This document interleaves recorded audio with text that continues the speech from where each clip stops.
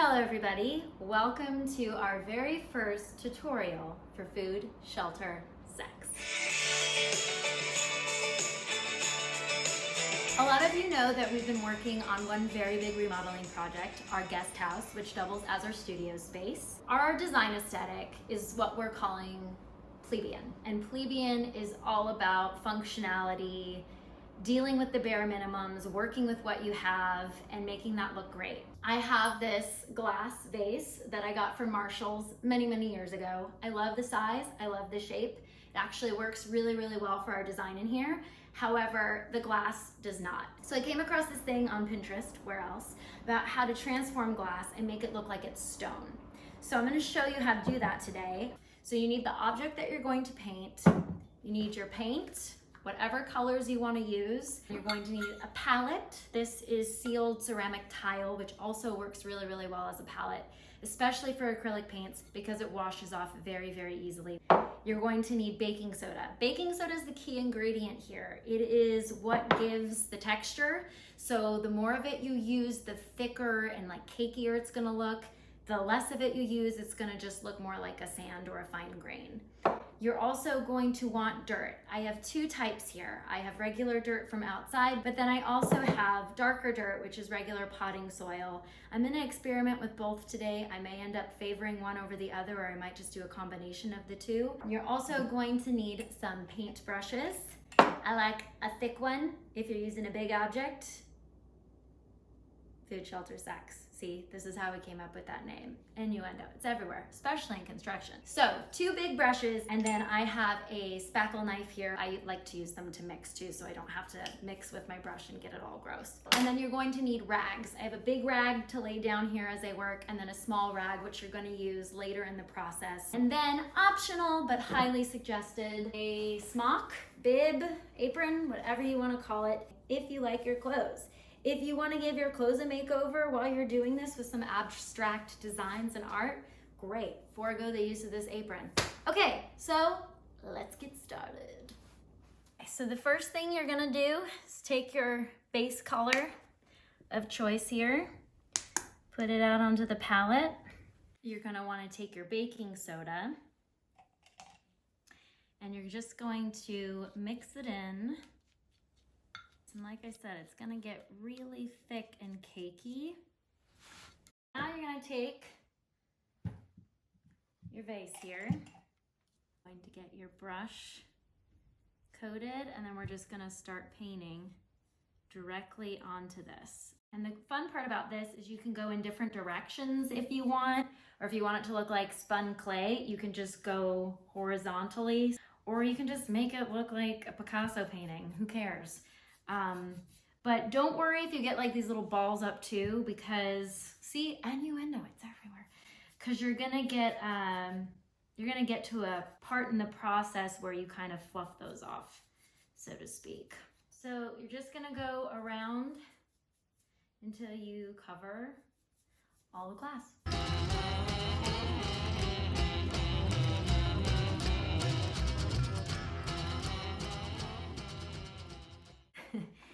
It is a little more messy than I realized because the first time I did this, I did it outside. Oh, look, it's on my arm. Little bits of baking soda and paint will ball up and kind of fly everywhere courtesy of your brush. When you're done with your first coat, I strongly recommend immediately washing everything. I've already cleared it off just because you don't want it to dry and be harder to wash later. Another tip when washing, especially if you have a white non-porcelain sink, make sure that when you're done cleaning everything, you clean the sink so that it doesn't stain, because acrylic paint does stain and it's super hard to get out if you ever can. So now we are ready to do our second coat. It's gonna go on exactly like the first coat. You're gonna start to see the buildup of the layers, which is part of what makes it look so old and ancient. I cannot get over how much this smells like donuts. I need a Kit Kat. I realize Kit Kats are nothing like donuts, aside from the sugar content, which, let's be honest, is all I'm ever really after. As I was saying, this is super unappetizing. Or are you wanting to get a treat now too? I once had a boyfriend tell me it's not polite to talk while your mouth is full. But it's boring just watching me chew, isn't it? Okay, anyway, and this is the fun part because you get to add layers that you want. And if you don't want layers, you can keep going around horizontally or whatever pattern you've decided, but I do kind of like an abstract look. I find that it kind of adds this little bit of carelessness and it looks more authentically handmade that way. More plebeian, if you will. All right, so this is looking really good. Make sure that you go around, you guys, I can't help it. Make sure you go around the rim. I think this is good. Oh, I'm loving the way this looks. When we're done with this, we're gonna let it dry one final time. It usually takes about 15 to 20 minutes. And then we'll start with the fun stuff. This looks so rad, you guys. I'm so, so happy. I'll bring the camera closer so you can see all the nuances. I really like that look. If you want it a little neater, again, just go same direction with your brush. This is easier.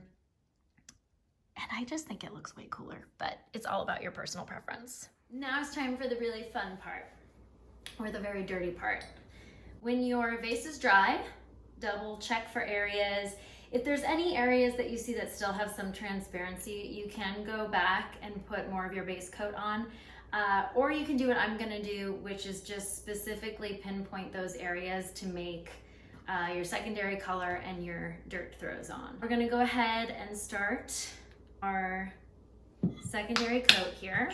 You're going to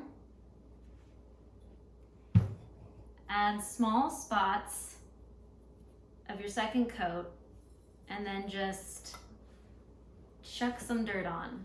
And then what you're wanting to do is just get it, sorry ladies, moist enough for the dirt to grab onto something. And then what we'll do here, and this is what I did the first time, which I liked so much more, is just go ahead and put the dirt on and just massage it gently right into the paint there. Super, super, super light. But you don't want to take any of that paint off. So that's gonna give you kind of more of that marled look as opposed to that. You just want to repeat this process, go over all the little parts that you don't like and kind of contour them until you do.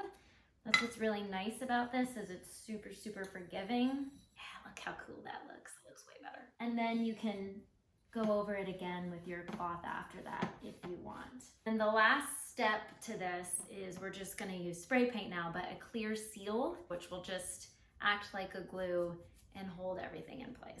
So this is a matte spray. I hate gloss.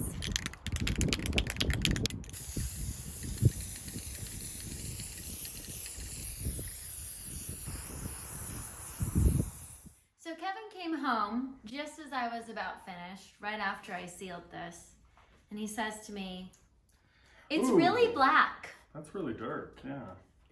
So as I did the bottom, I took it outside and I just went over it with white and just added dirt to it like I showed you before. And I just went very liberal with the white. And apparently it doesn't matter if you seal it, because as you can see, it went on really well. In fact, it went on even better. So maybe incorporate that into your layering. But we just sprayed the bottom, so we're letting the bottom dry, and then we're gonna do our clear coat all the way around again, now that we like the color. It kind of feels like one of those projects that you can just keep messing with over time. You can, well, it's better because the more layers you have, the older it looks. So, and the more dirt you have. Yeah, so come to Joshua Tree, we have plenty. So this is how it will look. We're just gonna give it a clear seal, and then it's all done, set and ready. So we're gonna let this dry for a little bit longer. What do you think? Family portrait? She did good.